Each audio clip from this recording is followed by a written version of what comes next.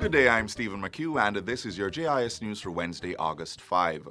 More social projects across the island will receive funding after the Jamaica Stock Exchange, JSE, launched its Innovating Social Sector Financing Project. The $910 million project was launched yesterday at the Jamaica Pegasus Hotel. It involves developing an ecosystem to assist social sector organizations with raising capital and resources to finance and bring projects to fruition via the JSE's Jamaica Social Stock Exchange platform. This project, which we are launching today, intends to facilitate the effective mobilization of resources to social service organizations and social enterprises that serve the poor and vulnerable population through this Jamaica Social Stock Exchange integrated systems and tools. The initiative is being facilitated under a technical cooperation agreement that was signed in December 2019 by the JSE and the Inter-American Development Bank, IDB. The IDB is providing $420,000 of the financing, while the JSE provides the remaining sum.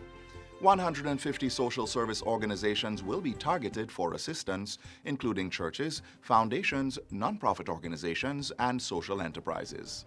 Commissioner of Police Major General Anthony Anderson says the Jamaica Constabulary Force will be receiving the anticipated body cameras for its members in short order. He gave the update on Tuesday.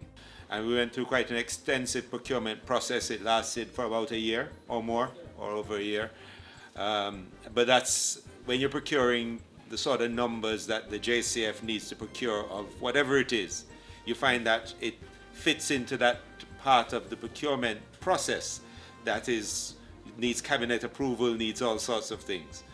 But also what's more important is that we get the right things for our officers, what will work in the field and the type of operations and climate and conditions. I think we're there now, and so these body cameras are on their way. The police commissioner was speaking as he joined National Security Minister Dr. Horace Chang on a tour of the new JCF Specialized Operations Branch at Harmon Barracks in Kingston. The branch includes a Criminal Investigations Unit, Specialized Operations Intelligence Unit, Logistics and Administration, the Joint Information Operations and Command Center, and Special Weapons and Tactics, among others.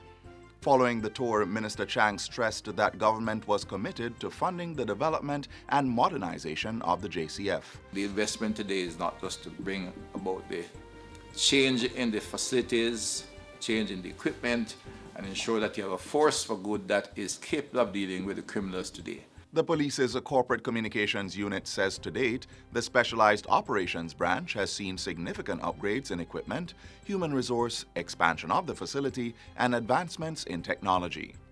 The Tourism Enhancement Fund, TEF, has donated an ambulance to the Negril Fire Department in Westmoreland to improve its emergency response capabilities. The ambulance was bought at a cost of $18 million and handed over last Friday.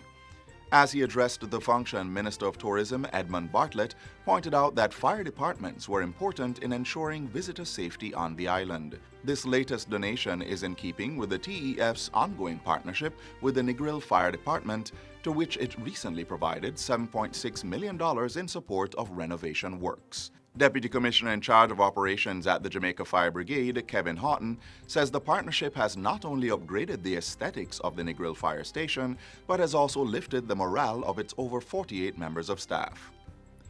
The approximately 43 wards housed at the Homestead Place of Safety for Girls are now enjoying an improved area for dining. This comes as over $150,000 was spent by the 2019 Civil Servant of the Year awardees on new tables and chairs to refurnish the area. A special presentation for the items was made recently at the facility in Stony Hill, St. Andrew. On behalf of our team at the CPFSA, my directors, and our team here at Homestead, thank you for making the life of our ladies a little more homely. For the 43, we now have 43 ladies here present. We are excited and so are they. The project was financed by First Heritage Credit Union Corporation Limited. It received additional support of extra chairs, tablecloth and balance, painting of the facility, and tokens for the girls from other sponsors, including the Jamaica Information Service.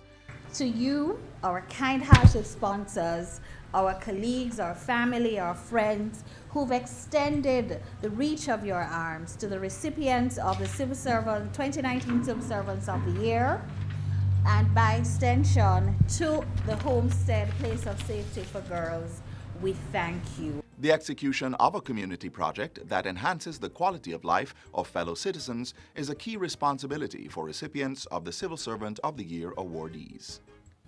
And finally, Culture Minister Olivia Grange says Jamaican musicians Shaggy, Marcia Griffiths, and Ken Booth will be honored during the nation's independence celebrations on Thursday. The three will be presented with Jamaica Reggae Icon Awards at the Independence Spectacular, a virtual edition of the annual Independence Grand Gala on August 6. Minister Grange released a statement saying that while COVID-19 had forced many things to change, it would not stop us celebrating our country and outstanding Jamaicans. The Independence Spectacular will be held without an audience at the National Arena, in keeping with the necessary restrictions on gatherings to reduce the spread of the virus. Only the awardees, performers, technical, organizing, and management teams will be allowed at the venue. But persons can watch the event live on TVJ, PBCJ, and on social media. And that's it for JIS News Today. I'm Stephen McHugh. Thanks for watching.